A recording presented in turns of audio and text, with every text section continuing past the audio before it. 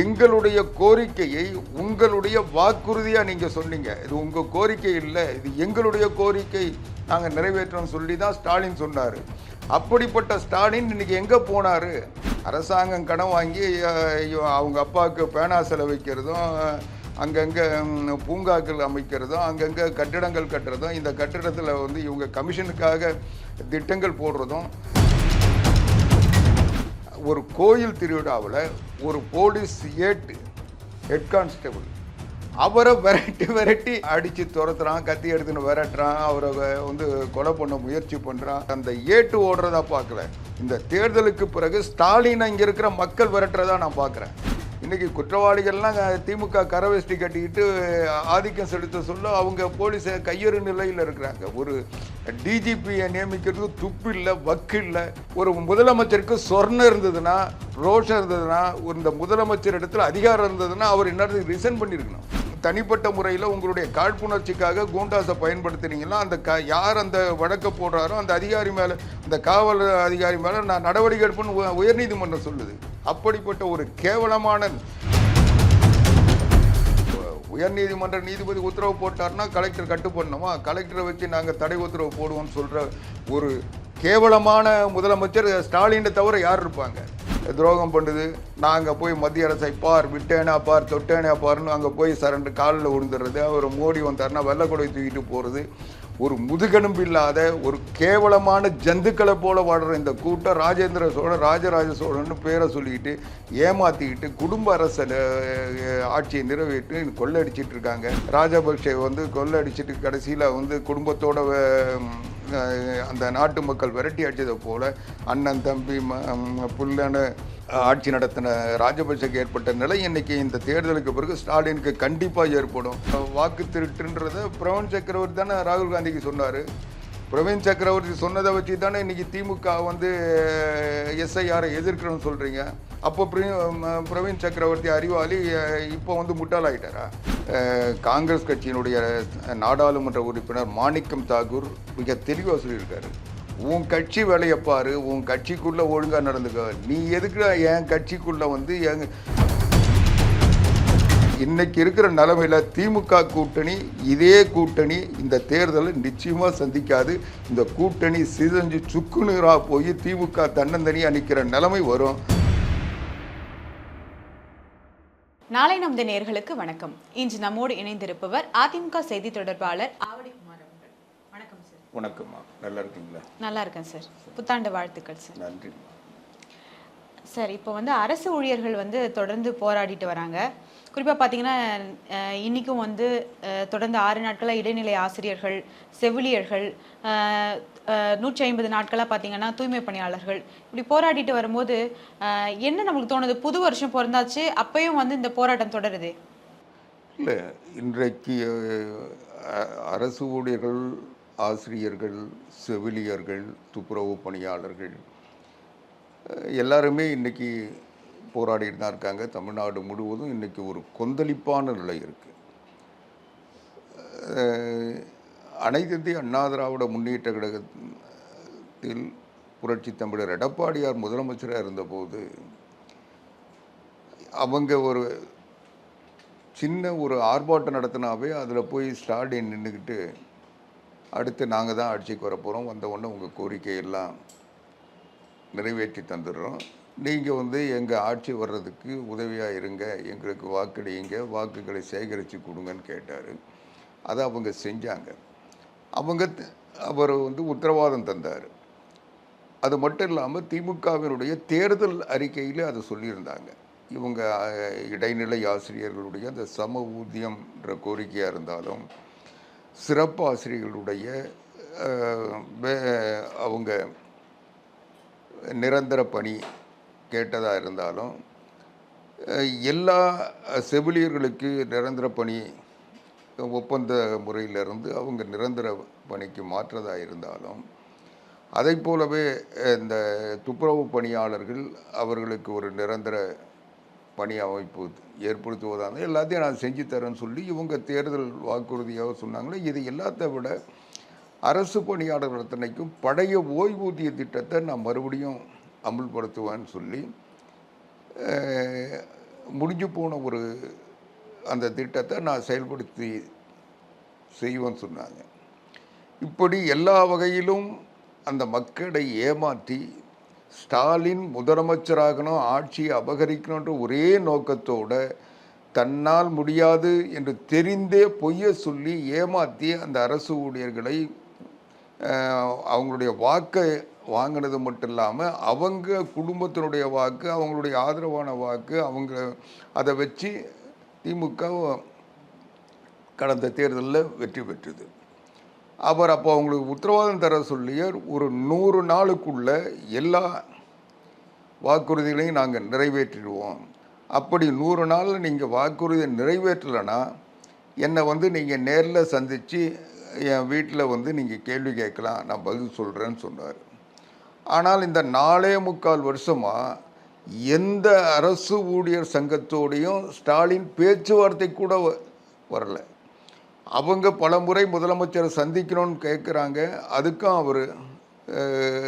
அவர் காதில் விடுதான்னு தெரியல, அவருக்கு என்ன நடக்குதுன்னே தெரியல. அவர் ஒரு தனிமைப்படுத்தப்பட்ட ஒரு பொம்மையாக இன்றைக்கி முதலமைச்சர் பதவி வந்ததுலேருந்து தன்னை அலங்காரப்படுத்திக்கிட்டு ஒப்பனை செஞ்சுக்கிட்டு ஃபோட்டோ ஷூட் நடத்திக்கிட்டு அதை போட்டுட்டு மக்களை எல்லாம் நல்லா இருக்கிறாங்க, நான் சொன்னதெல்லாம் செஞ்சிட்டேன்னு சொல்லி ஒரு ஃபோட்டோ ஷூட் நடத்திக்கிட்டு ஒரு பொம்மை அரசாங்கம் நடத்திக்கிட்டு இருக்காரு.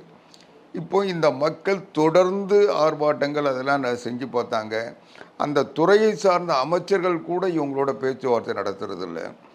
நேற்றைக்கு கூட இந்த துறை சார்ந்த அமைச்சர்கள் பேச்சுவார்த்தைக்கு வர்றது நடைமுறை இருக்கா, இல்ல காவலர்கள் வர்றது நடைமுறை? அதிகாரிகளை விட்டு பேசுறாங்க. அப்புறம் அந்த துறை அமைச்சரை தவிர்க்க முடியாத நேரத்தில் அவங்க நான் போய் முதலமைச்சர்கிட்ட கலந்து ஆலோசனை செஞ்சு சொல்கிறேன்னு சொல்கிறாரு. அதோட அவங்க போராட்டத்தை நீங்கள் வாபஸ் வாங்கிக்கிங்க, நாங்கள் தீர்வு காண்றோன்னு சொல்லிட்டு போகிறாங்க. அதோட நடத்தலை. எல்லாத்த விட கொடுமை இந்த இடைநிலை ஆசிரியர்கள் 6வது நாளோ என்னவோ இன்றைக்கி போராட்டம் நடத்திட்டு இருக்காங்கன்னு நினைக்கிறேன். அவங்கள கூட நேற்று பேச்சுவார்த்தை நடத்துகிறோன்னு சொல்லி அவங்கள அழைச்சிட்டு போகிறாங்க.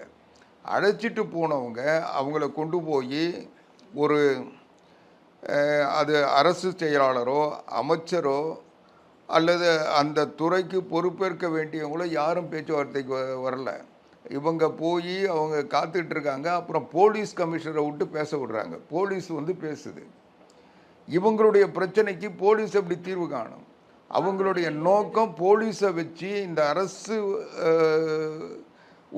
பணியாளர் சங்கத்தினுடைய தலைவர்களை அச்சுறுத்துவது, அவங்கள பயமுறுத்துறது, அவங்கள போராடுகின்ற இடத்துல சேர விடாமல் வழியிலேயே கைது செய்கிறது.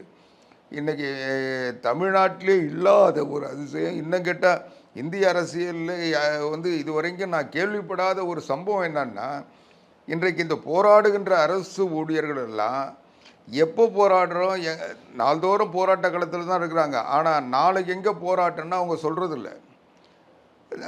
1 மணி நேரத்துக்கு முன்னே தான் அவங்க சொல்கிறாங்க. இன்றைக்கி அறிவாலயம் முன்னால் போராட்டம், இன்றைக்கி மெரினா முன்னால் போராட்டம், இன்றைக்கி இது என்ன காரணம்னு அவங்கக்கிட்ட கேட்டால், நாங்கள் முன்கூட்டியே சொன்னால் எங்களை கைது பண்ணுறாங்க, கைது பண்ணி பஸ்ஸில் ஏற்றி ரோடாக அலைகிறாங்க, கல்யாண மண்டபம் எங்கேயும் கிடைக்க மாட்டேங்குது, இவங்க சுற்றி சாயங்காலம் வரைக்கும் எங்களை அலைக்கடிச்சு அதுக்கப்புறம் கொண்டு கிளாம்பாக்கத்தில் இறக்கி விட்டு போகிறாங்க. இல்லை எங்கேயாவது ஒரு சாப்பாடு கூட தர்றதில்லைன்னு சொல்லிட்டு எதுவுமே தராமல் எங்களை கொடுமைப்படுத்துகிறாங்க.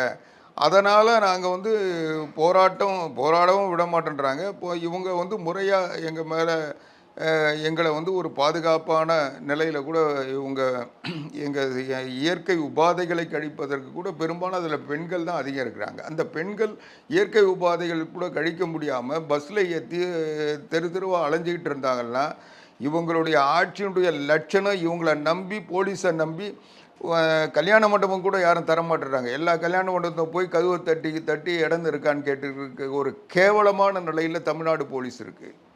இவங்க எந்தவித முன்னேற்பாடும் இல்லாமல் இன்றைக்கி அந்த கைது செய்கிறோன்னு சொல்கிற பேரில் அவங்கள கொண்டு போய் அலக்கடித்து அவங்கள துன்புறுத்தி அவங்க இயற்கை உபாதைகளை கூட கழிக்க முடியாத ஒரு நிலையை ஏற்படுத்தி அவங்களுக்கு உணவு தராமல் அவங்களுக்கு ஒரு குடிநீர் கூட கொடுக்காம அவங்கள கஷ்டப்படுத்தி அப்போவாவது அவங்க போராடுறன்ற நிலையிலிருந்து அந்த தாய்மார்களை வந்து பின்வாங்கிடுவாங்கன்றதுக்காக செஞ்சிட்ருக்காங்க.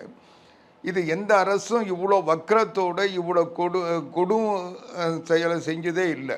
ஆனால் இந்த அரசாங்கம் அந்த இவங்களை ஓட்டு போட்டு இவங்களுக்கு ஆதரவாக தேர்தல் பணியாற்றி இவங்களை வெற்றி பெற வைத்தவர்களை இன்னைக்கு எதிரியை விட கொடுமையாக இவங்க நடத்துகிறாங்க. அவங்கள வந்து மிக கேவலமாக இன்னைக்கு கையாளுறாங்க.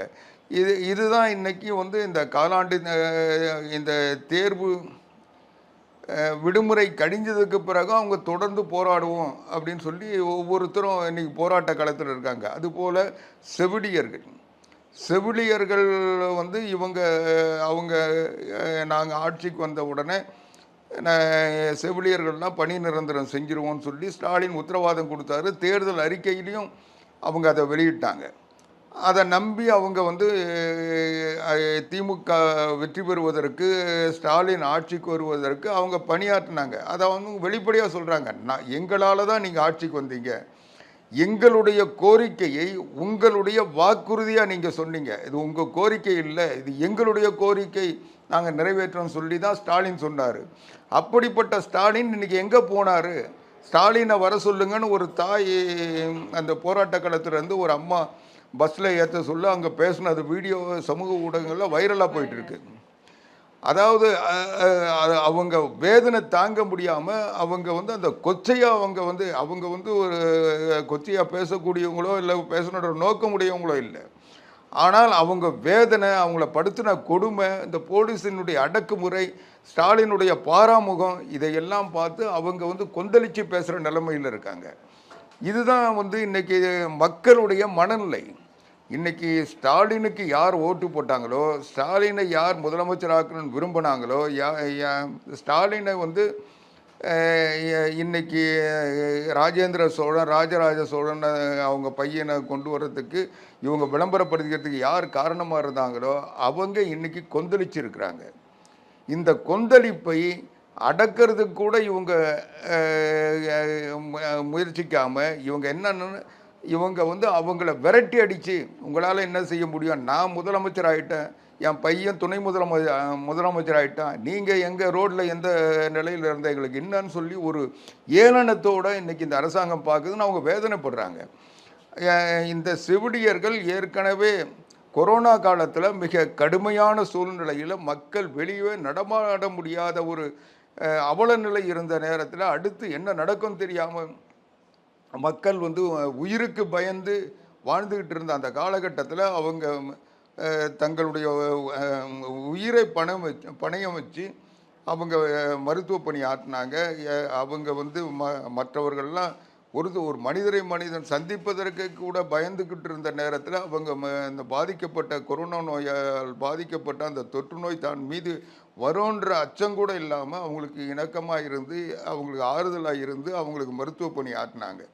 அப்படிப்பட்டவங்க அண்ணா திராவிட முன்னேற்ற கழக ஆட்சி காலத்தில் அவங்க அந்த பணிக்கு நியமனம் பண்ணாங்கன்றத வச்சு இன்னைக்கு அதை இது வந்துட்டு இவங்க எதை பற்றியும் கவலைப்படலை. அவங்களெல்லாம் இவங்க பணி நிரந்தரம் பண்ணுறோம், அரசு ஊழியர்களாக நிரந்தர பணியாளர்களாக மாத்திரம்னு சொன்ன ஸ்டாலின் இன்றைக்கி அதை செய்யலை.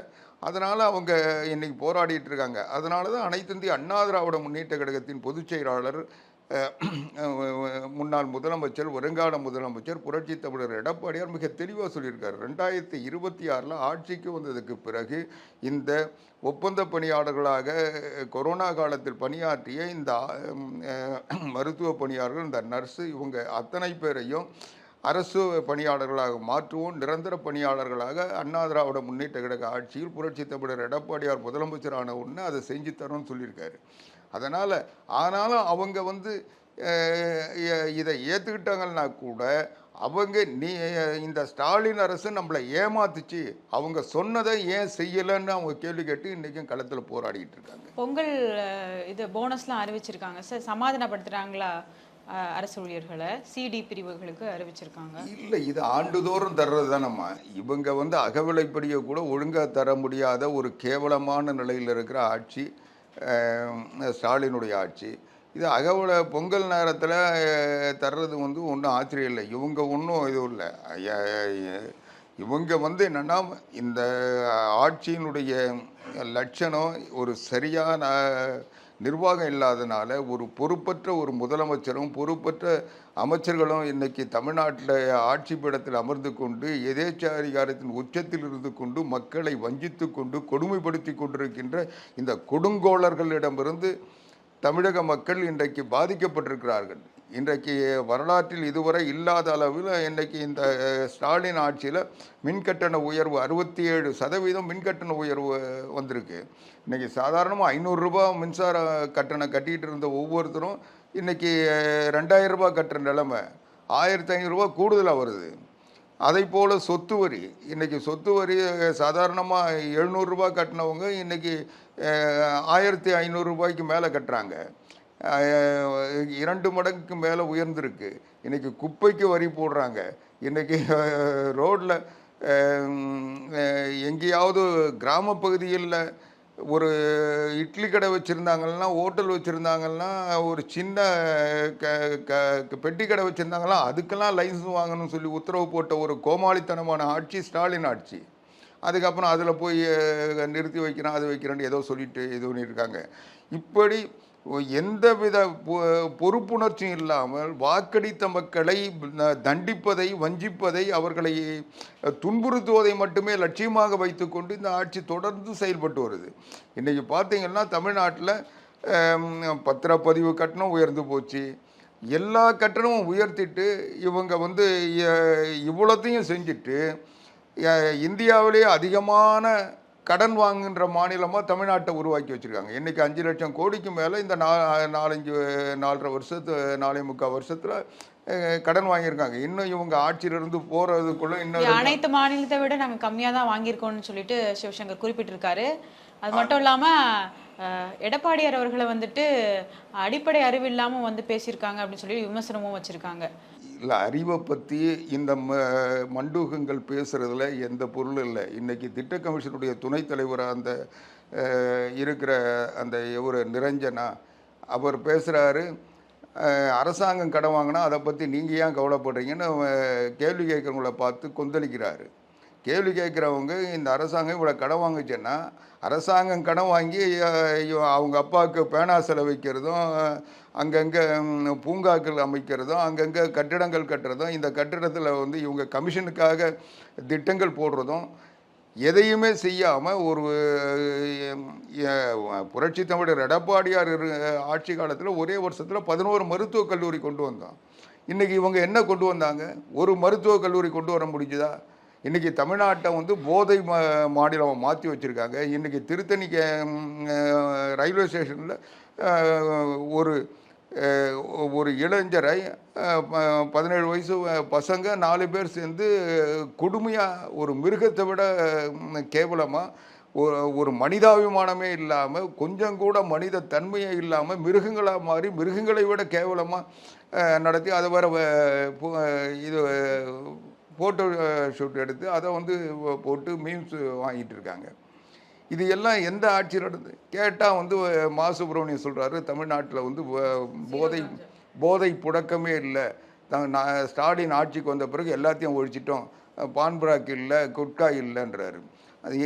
அதாவது ஒரு அரசியல் அறிவு கூட இல்லாமல், இவங்களுக்கு அறிவு இல்லைன்னா மக்களுக்கு அறிவு இல்லை. இவங்க வச்சுருக்க அந்த மீடியா மாஃபியாக்களுக்கு வந்து இவங்க சொல்கிறது அவங்க வந்து விவாதிக்க மாட்டாங்க. மெயின் ஸ்ட்ரீம் மீடியாவெலாம் இவங்க போடுற எச்சில் காசுக்காக ஏங்கி கிடக்கிற நெறியாளர்களை வச்சுட்டு இருக்கிறதுனால இவங்க மற்றவங்களும் அது போல் இருப்பாங்கன்னு நினச்சிக்கிட்டு இன்றைக்கி என்ன பண்ணுறாங்க? இப்படி ஒரு சம்பவமே நடக்கலை, தமிழ்நாட்டில் என்னவோ பாலும் தேனும் ஓடுது, ஸ்டாலின் ஆட்சியில் வந்து மக்கள்லாம் நல்ல நிலையில் இருக்கிறாங்கன்னு சொல்லி ஒரு போலியான பொய்யான விவாதங்களையும் நடத்தி மெயின் ஸ்ட்ரீம் மீடியாவை ஆக்கிரமித்து வச்சு இந்த மீடியா கூலிகளை, அதுக்கு முன்னே ஸ்டாலின் ஆட்சிக்கு வந்ததுலேருந்து தமிழ்நாட்டில் இந்த கூலிப்படைகள் இருக்கும். கூலிப்படைகள் கொலை செய்யும். ஒரு கூலிப்படை இன்னொரு கூலிப்படையில் இருக்கிறவன் போய் சரண்டர் ஆவான், இன்னொரு கூலிப்படை சேர்ந்தவன் வழக்கு நடத்துவான். இப்படி இதை பண்ணிக்கிட்டு இருந்தாங்க. இப்போது மீடியாவில் அதுக்கு ஆதரவாக பேசுகிறதுக்கு ஒரு கூலிப்படையை வச்சுருக்காங்க. இன்றைக்கி இந்த கூலிப்படைகள் தான் இன்றைக்கி ஸ்டாலின் ஆட்சியினுடைய சாதனையாக சொல்ல முடியுமே தவிர எந்த விதத்துலையும் மக்களோடு தொடர்புடைய யாருமே இந்த ஆட்சி செய்கிற இந்த பிரச்சனைகளை இன்றைக்கி எல்லாருக்குமே ஒரு பாதிப்பை உருவாக்குற ஒரு ஆட்சி தான் இன்றைக்கி நடந்துகிட்ருக்கு. அந்த மாதிரி இன்றைக்கி பார்த்திங்கன்னா ஒரு திருப்பூரில் ஒரு கோயில் திருவிழாவில் ஒரு போலீஸ் ஹெட் கான்ஸ்டபிள் அவரை விரட்டி அடித்து துரத்துறான், கத்தி எடுத்துன்னு விரட்டுறான், அவரை வந்து கொலை பண்ண முயற்சி பண்ணுறான். அதை ஃபோட்டோ எடுத்து மீம்ஸ் போட்டுக்கிட்டு இருக்காங்க. அந்த செய்தி வைரலாக பரவிட்டு இருக்கு. ஒரு ஆட்சியினுடைய லட்சணம் ஒரு போலீஸ் அதுவும் ஒரு பொது விழாவில் ஒரு கோயில் திருவிழாவில் அவருடைய உயிருக்கு பயந்து அவர் ஓடுறாருன்னா அதை வந்து அந்த ஓடுறதா பார்க்கல. இந்த தேர்தலுக்கு பிறகு ஸ்டாலின் இங்கே இருக்கிற மக்கள் விரட்டுறதா நான் பார்க்குறேன். இன்றைக்கி ஒரு முதலமைச்சர் அந்த காவல்துறையை கையில் வைத்திருக்கின்ற ஒரு கையாளாகாத முதலமைச்சர் ஸ்டாலின் அவர் அங்கே அந்த ஏட்டினுடைய உருவத்தை ஸ்டாலினுக்கு பொருத்தி பார்த்தா தேர்தலுக்கு பிறகு இந்த நாட்டு மக்கள் அவரை விரட்டுவாங்கன்றதை காட்டுறாங்க. இன்றைக்கி ஒரு பயம் இல்லாத நிலை, அச்சம் இல்லாத நிலை, போலீஸையே வந்து பாதுகாப்பு இல்லாத ஒரு ஆட்சி நடத்துகிற ஸ்டாலின் எப்படி மக்களை பாதுகாப்பார்? இன்றைக்கி எங்கே பார்த்தாலும் நேற்று பார்த்திங்கன்னா கலாம்பாக்கத்தில் மெத்தப்பெட்டமைன் பிடிச்சிருக்காங்க. இன்றைக்கி கெஞ்சா நாள்தோறும் பிடிக்கிறாங்க. இன்றைக்கி மாணவிகள் திருநெல்வேலியில் பள்ளிக்கூடத்திலேயே மது அருந்துறாங்க.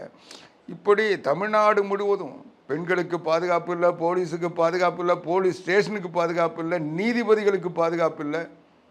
நீதிபதி முன்னாலே வக்கீலை வெட்டுறாங்க.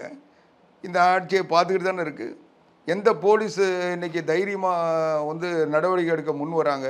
எல்லாம் ரவுடிகளை பார்த்து குற்றவாளிகளை பார்த்து நடுங்கிட்டு தானே இருக்காங்க.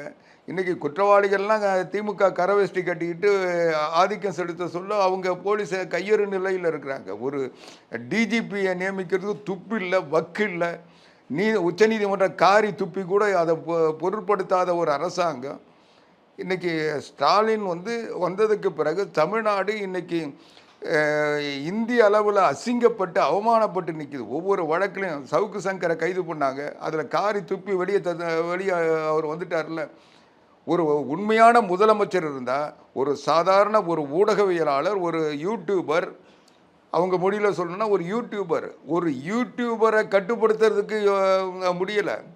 அவரை வந்து அச்சுறுத்தி, அவமானப்படுத்தி, அவரை அசிங்கப்படுத்தி, அவரை பயமுறுத்தி, அவரை சிறையில் வச்சலான்னு இவங்க நினச்சாங்க. ஆனால் அவர் சவால் விட்டு 10 நாளில் வெளியே வந்துட்டார்ல. ஒரு முதலமைச்சருக்கு சொர்ணம் இருந்ததுன்னா, ரோஷம் இருந்ததுன்னா, இந்த முதலமைச்சர் இடத்துல அதிகாரம் இருந்ததுன்னா அவர் இன்னத்துக்கு ரிசைன் பண்ணியிருக்கணும். சவுக்கு சங்கரை பழிவாங்கணும்னு நடவடிக்கை எடுத்த ஒரு யூடியூபரை இவங்க வந்து அடக்க முடியல.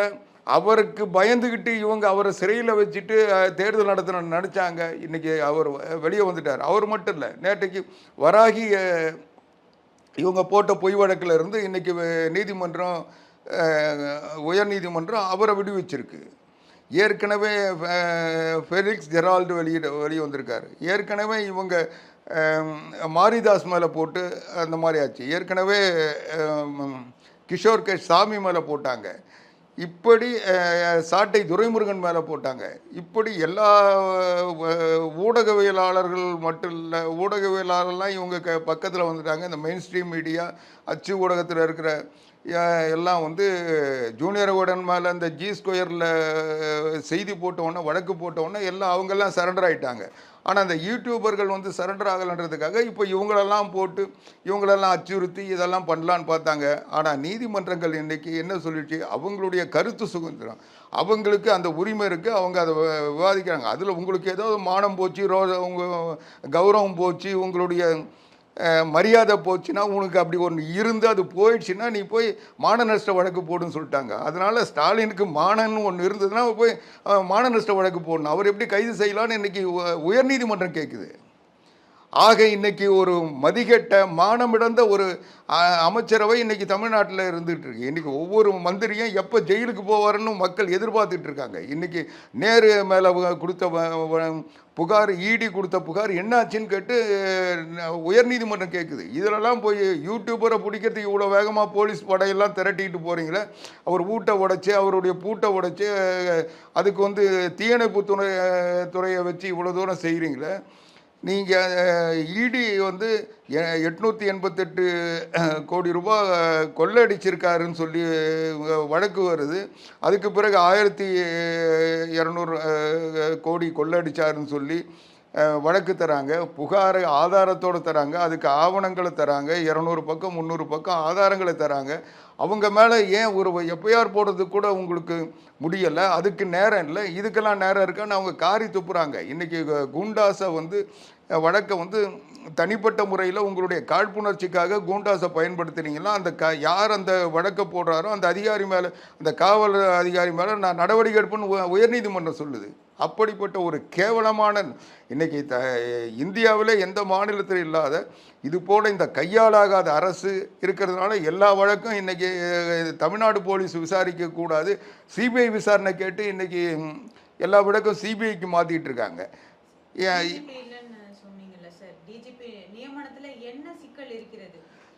இவங்களுக்கு கைத்தடி யாரும் கிடைக்கல, இவங்க நினைக்கிற ஆளை வரல.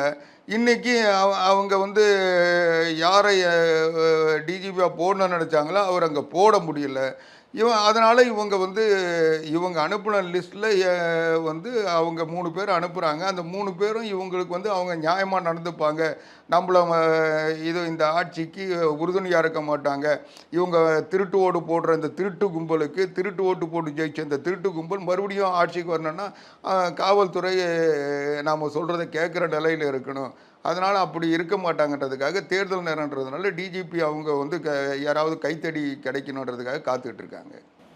ஓகே சார், இப்போது திமுக கூட்டணிக்குள்ளே காங்கிரஸ் பிரவீன் சக்கரவர்த்தி எதுவும் கொளுத்தி போட்டிருக்காரா? ஏன்னா அரசியல் புதுசில் இப்போ 2 பக்கத்துலேயும் மாறி மாறி பேசிகிட்டு இருக்காங்களே இந்த கடன் விவகாரத்தில். அது இல்லைம்மா, பிரவீன் சக்கரவர்த்தி மிக தெளிவாக சொல்லியிருக்காரு. அவர் சாதாரணமாக இந்த மாதிரி அறகுறையாக இந்த திமுகவினுடைய கைக்கூலிகள் மாதிரி இந்த அறகுறை பத்திரிகையாளர்கள் மாதிரி அவர் சொல்லலை. அவர் ஒரு பொருளாதாரத்தை தெரிஞ்ச ஒரு அரசியல் தலைவருக்குரிய தகுதியோடு அவர் சொல்லியிருக்கார். பிரவீன் சக்கரவர்த்தி இன்னும் இவங்கள மாதிரி பிரவீன் சக்கரவர்த்தி சொன்ன இந்த இது வாக்கு திருட்டுன்றதை பிரவீன் சக்கரவர்த்தி தானே ராகுல் காந்திக்கு சொன்னார். பிரவீன் சக்கரவர்த்தி சொன்னதை வச்சு தானே இன்றைக்கி திமுக எஸ்ஐஆரை எதிர்க்கணும்னு சொல்கிறீங்க. அப்போ பிரவீன் சக்கரவர்த்தி அறிவாளி, இப்போ முட்டாளாயிட்டாரா? உங்களுக்கு ஆதரவாக சொல்லி இன்றைக்கி ராகுல் காந்தியும் சரி திமுகவும் சொல்லி ஏன் எஸ்ஐஆரை எதிர்க்கிறீங்க? அந்த எஸ்ஐஆரை எஸ்ஐஆரில் முறைகேடு நடக்குது, அதில் தவறு நடந்தது, இந்த வாக்கு திருட்டு நடந்ததுன்னு சொல்லி அதை சொன்னது யார்? இதை பிரவீன் சக்கரவர்த்தி தானே. அதை தானே ராகுல் காந்தி சொன்னார். அதுக்கப்புறம் திமுக இன்றைக்கி சொல்லிகிட்டு இருக்கு, இன்றைக்கி ஸ்டாலின் சொல்லிகிட்டு இருக்காரு. அப்போது பிரவீன் சக்கரவர்த்தி ஒரு சரியான ஆள் இல்லைன்னா அவர் சொன்னதை வச்சுக்கிட்டு எதுக்கு நீங்கள் கூத்தாடிக்கிட்டு இருக்கீங்க? அப்போது பிரவீன் சக்கரவர்த்தி தெளிவாக சொல்கிறார். 10 வருஷத்தில் உத்தரப்பிரதேசனுடைய டேட்டாவை போடுறாரு, அவங்களுடைய வளர்ச்சி விகிதம் என்னன்றது போடுறாரு, தமிழ்நாட்டினுடைய 10 வருஷத்தினுடைய வளர்ச்சி விகிதம் போடுறாரு. அப்போ எவ்வளோ இது சரிவை சந்திச்சு இருக்கின்றது அவர் புள்ளியோடு. இவங்களுக்கு தைரியம் இருந்தால், அறிவு இருந்தால், இவங்களால் நிர்வாகம் சரியாக நடத்தியிருந்தால் அதுக்கு மறுப்பு தானே சொல்லணும். இவங்க சரியான புள்ளிவிவரத்தில் இவங்ககிட்ட தான் பெரிய குழுக்கள் இருக்க, உலகத்தில் இருக்க ஜாம்பவன்லாம் போட்டு பொருளாதார நிபுணர்கள்லாம் போட்டு குழுவாக வச்சாங்க. இவங்களுடைய திட்ட கமிஷனுடைய துணைத் தலைவர் இருக்கார், அது சொல்ல வேண்டியதானே. இன்றைக்கி இவங்க கிட்ட எந்த விதமான எதுவும் சும்மா கவர்னர் வரக்கூடாது, கவர்னர் யார், நீதிமன்றம் யார் உத்தரவு போட, நாங்கள் நீதிமன்ற உத்தரவு போட்டால் கூட திருக்கழுக்குன்றத்தில் திருப்பரங்குன்றத்தில் நாங்கள் கட்டுப்பட மாட்டோம். நீதிபதி ஒரு உயர் நீதிமன்ற நீதிபதி உத்தரவு போட்டார்னா கலெக்டர் கட்டுப்படணுமா? கலெக்டரை வச்சு நாங்கள் தடை உத்தரவு போடுவோம்னு சொல்கிற ஒரு கேவலமான முதலமைச்சர் ஸ்டாலினை தவிர யார் இருப்பாங்க? இந்திய அரசியலில் இந்திய அரசமைப்பு சட்டத்தை நீதிமன்றங்களை ஏற்க மாட்டேன், மதிக்க மாட்டேன், அந்த உத்தரவை செயல்படுத்த என்னுடைய அதிகாரிகளை அனுமதிக்க மாட்டேன்னு சொல்ற ஒரு முதலமைச்சர் தமிழ்நாட்டில் மட்டும்தான் இருக்காரு. அதனால அவங்கள பொறுத்த வரைக்கும் எதையாவது இன்னைக்கு சொல்லி ஏதோ ராஜேந்திர சோழன், ராஜராஜ சோழன் எல்லாத்தையும் சொல்லிட்டு மத்திய அரசு வந்து கொடுமைப்படுத்துது, வஞ்சிக்குது, துரோகம் பண்ணுது. நாங்கள் போய் மத்திய அரசை பார், விட்டேனா பார், தொட்டேனா பார்னு அங்கே போய் சரண்டு காலில் விழுந்துடுறது. அவர் மோடி வந்தார்னா வெள்ளக்குடை தூக்கிட்டு போகிறது. ஒரு முதுகெலும்பு இல்லாத ஒரு கேவலமான ஜந்துக்களை போல வாழ்கிற இந்த கூட்டம் ராஜேந்திர சோழன், ராஜராஜ சோழன்னு பேரை சொல்லிக்கிட்டு ஏமாற்றிக்கிட்டு குடும்ப அரச ஆட்சியை நிறைவேற்றி கொள்ளடிச்சிட்டு இருக்காங்க.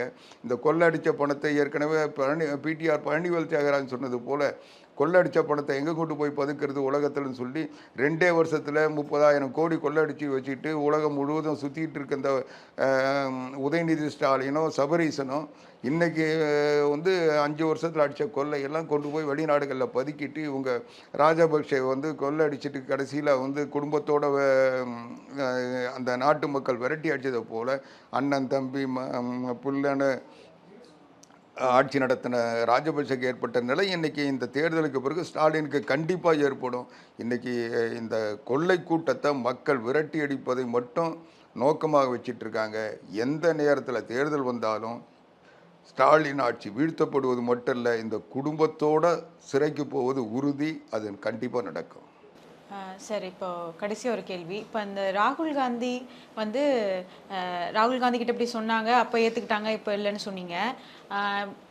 பிரவீன் சக்கரவர்த்தி, மாணிக்கம் தாகூர் 2 பேருமே வந்து ராகுல் காந்திக்கு வந்து நெருங்கிய நண்பர்கள். அவங்க வந்து திமுக சார்ந்தவங்களை வந்து அடித்து பேசுகிறாங்க. இப்போது அந்த மாதிரி ஆக்டிவிட்டீஸ் நடக்குது. பார்த்தீங்கன்னா இப்போது திமுக கூட்டணி விட்டு வெளியேற வர்றதுக்கு இவங்க பிளான் போடுறாங்க. அவங்க வெளியேறதுக்கு பிளான் போடல. அவங்க இன்னும் காங்கிரஸ் ஏமாற்ற நினைக்கிறாங்க. இன்னைக்கு காங்கிரஸ் கட்சியினுடைய நாடாளுமன்ற உறுப்பினர் மாணிக்கம் தாகூர் மிக தெளிவாக சொல்லியிருக்காரு. உன் கட்சி வேலையை பாரு, உன் கட்சிக்குள்ளே ஒழுங்காக நடந்துக்க. நீ எதுக்கு என் கட்சிக்குள்ளே வந்து பிரவீன் சக்கரவர்த்தியை நீக்கணும்னு சொல்லி உங்கள் கட்சியை சார்ந்த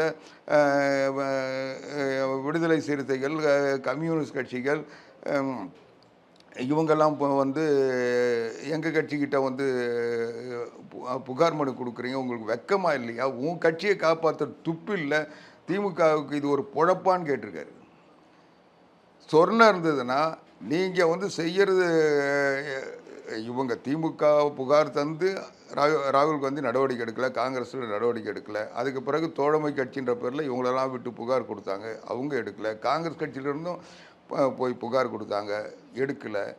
உனக்கு தைரியம் இருந்ததுன்னா அவரை வந்து கட்சியை விட்டு காங்கிரஸை விட்டு நீக்குன்னு சொன்னதை அவங்க கேட்கலையே.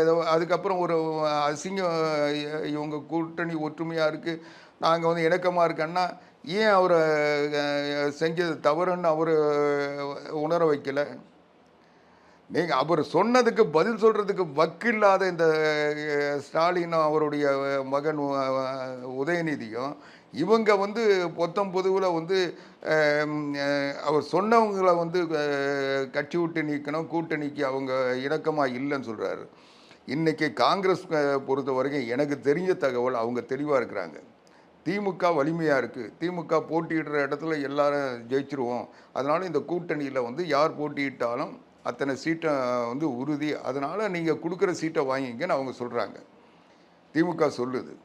அவங்க என்ன சொல்கிறாங்க, திமுக வலிமையாக இருக்குல்ல, அப்போ 120 இடத்துல போட்டியிடுங்க, மீதி இடத்த வந்து எங்களுக்கு 40 இடம் கொடுங்க, விடுதலை சிறுத்தைகளுக்கு அவங்க கேட்குற 25 இடம் கொடுங்க, கம்யூனிஸ்டுகளுக்கு 15 இடம் கொடுங்க, மீதி இருக்கிற இடத்துல நீங்கள் 120 130 இடத்துல போட்டிட்டு மீதி 100 இடத்த எங்களுக்கு பகிர்ந்து கொடுங்க.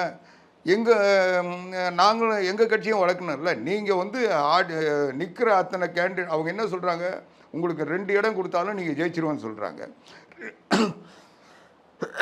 உங்களுக்கு 5 இடம் கொடுத்தா நீங்கள் ஜெயிச்சிருவீங்க, அதனால் உங்களுக்கு 5 இடம் போதும் அப்படின்னு சொல்கிறாங்க. இவங்க என்ன சொல்கிறாங்க, நீங்கள் தான் நிற்கிற இடம்லாம் ஜெயிச்சிருவீங்கல்ல, அப்போ 120 இடத்துல நீங்கள் நின்று நீங்கள் ஜெயிச்சு ஆட்சி அமைச்சிங்க, எங்களுக்கு எங்கள் கட்சி வளரணும், அதனால் நாங்கள் வந்து 40 இடம் கொடுங்க, எங்களுக்கு அதே மாதிரி எல்லா கட்சியும் இடம் கொடுங்கன்னு கேட்குறாங்க. இதில் என்ன தப்பு?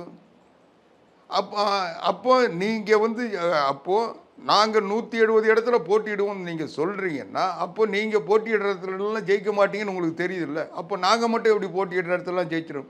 உங்களாலேயே எல்லா இடத்துலையும் ஜெயிக்க முடியாது. நாங்கள் 170 இடத்துல போட்டிக்கிட்டால் தான் 117க்குள்ளே நாங்கள் வெற்றி பெற்று ஆட்சி அமைக்க முடியும்னு நீங்கள் சொல்கிறீங்க. அதனால் 170 கேட்குறீங்க. நீங்கள்லாம் அட்ஜஸ்ட் பண்ணிக்கிங்கன்னு சொல்கிறீங்க. நான் கேட்டால் நீங்கள் 5 இடம் கொடுத்தாலும் 5 இடம் வைக்கிறோன்றீங்க. நீங்கள் முதல்ல அப்போது அந்த நம்பிக்கை இருந்தால் நீங்கள் ஏன் 120 இடத்துல நின்று ஜெயிச்சிங்கன்னு சொல்கிறாங்க. இதில் என்ன தப்பு? இவங்க எதை ஆயுதத்தை பயன்படுத்துகிறாங்களோ அந்த ஆயுதத்தை திருப்பி இது உண்டாங்க. இல்லைன்னா எங்களை வந்து விஜய் கூப்பிட்றாரு, துணை முதலமைச்சர் தருவார், எனக்கு 60 சீட்டு தருவாங்க, 70 சீட்டு தருவாங்க, எங்கள் கட்சி வளர்கிறதுக்கு அது சரியாக இருக்குன்னு சொல்லி அவங்க சொல்கிறாங்க. அது மட்டும் இல்லாமல் பாண்டிச்சேரியில் எங்களுக்கு வந்து விஜய் வந்தால் எங்கள் ஆட்சி அமைக்கிறதுக்கு ஒரு வாய்ப்பாக இருக்கும். எங்களுடைய செல்வாக்கு வந்து கூடுதலாக இருக்கும். அதுபோல் கேரளாவில் கம்யூனிஸ்டும் காங்கிரஸும் எதிர்த்து நிற்கிறதுனால அங்கே வந்து கூட்டணி இல்லாதனால எங்களுக்கு காங்கிரஸுக்கு ஒரு பாதுகாப்பான இது வேணால் விஜய் வந்தால் எங்களுக்கு வந்து அவருடைய அந்த விளம்பரம் எங்களுக்கு பயன்படும் அப்படின்னு அவங்க நினைக்கிறாங்க. இதில் என்ன தப்பு இருக்குது? அவங்க வந்து அங்கே இருக்கிற முதலமைச்சராக, காங்கிரஸ் கட்சியினுடைய முதலமைச்சராக இருக்கிற விரும்புகிற பாலகிருஷ்ணா அதை விரும்புகிறாரு. அவருக்கு ஒரு ஓட்டு கூட வந்தாலும் அது வந்து அவங்களுக்கு நல்லதுன்னு அவங்க நினச்சி அவங்க பரவலாக கட்சியினுடைய வளர்ச்சிக்காக இன்றைக்கி காங்கிரஸ் கட்சி எல்லா இடங்களும் சிதைஞ்சிட்டு வருது. அதனால் ஒரு நிலை நிறுத்தணும். இதில் வந்து வெற்றி தோல்வின்றதை விட எங்களுடைய செல்வாக்கை நாங்கள் நிரூபிக்கணும், எங்களுடைய வாழ்க்கை வங்கி உயர்ந்திருக்குன்னு காட்டணும்னு சொல்லி அவங்க முயற்சி பண்ணாங்க. அதுதான் ராகுல் சொல்லி பிரவீன் சக்கரவர்த்தி செய்கிறாரு. இன்றைக்கி அவங்கள பொறுத்த வரைக்கும் திமுகவை காப்பாற்றணுன்றதை விட, அதுபோல் கம்யூனிஸ்டுகளை காப்பாற்றணுன்றதை விட அவங்க காங்கிரஸை காப்பாற்றணும்னு அவங்க உணர்வோடு வேலை செய்கிறாங்க. அதனால் பிரவீன் சக்கரவர்த்தி சொல்கிறது இந்த திமுகவுக்கு கொடுக்கறத வாங்கின்னு எடுப்பாக இருக்கிற செல்வ பெருந்தகை போன்ற ஆட்களை வைத்துக்கொண்டு இவங்க என்னவோ காங்கிரஸை நம்ம கைப்பற்றிட்டு நினைக்கிறாங்க. அது நிச்சயமாக நடக்காது. இந்த தேர்தலில் அனைத்து இந்திய அண்ணா திராவிட முன்னேற்ற கழகம் பாரதிய ஜனதா கட்சி கூட்டணி வலிமையாக இருக்குது, ஒற்றுமையாக இருக்குது. எங்களை தேடி எல்லா கட்சிகளும் வந்து கூட்டணி சேர தயாராக இருக்குது. அதையெல்லாம் வந்து தேர்தல் அறிவிப்புக்கு பிறகு நாங்கள் அறிவிப்போம். பொதுச் செயலாளர் புரட்சி தமிழர் எடப்பாடியார் அதை வெளிப்படுத்துவார். இப்போ அறிவிச்சுட்டா இவங்க அதை வச்சுட்டு குளிர்காயலாம் நினைக்கிறாங்க. அந்த யூகங்களுக்கெல்லாம் நிச்சயமாக நாங்கள் இடம் தர மாட்டோம். இவங்களை விட 100 மடங்கு தெளிவான தமிழ்நாட்டு அரசியலை கரைச்சி குடித்த ஜாம்பவான் புரட்சி தமிழர் எடப்பாடியார். அவர் எதை செய்யணும், எப்போ செய்யணும், எந்த கட்சியை எப்படி கொண்டு வரணுன்றது எங்களுக்கு தெரியும். அதனால் அதை கரெக்டாக அவர் செய்வார். ஆனால் இன்றைக்கி இருக்கிற நிலைமையில் திமுக கூட்டணி, இதே கூட்டணி இந்த தேர்தலை நிச்சயமாக சந்திக்காது. இந்த கூட்டணி சிதைஞ்சு சுக்குநீராக போய் திமுக தன்னந்தனியாக நிற்கிற நிலைமை வரும். அதுக்குரிய காலமும் நேரமும் நெருங்கிட்டு இருக்கு. ஓகே சார், பல்வேறு கருத்துக்களை பகிர்ந்து கொண்டமைக்கு நன்றி சார். நன்றி.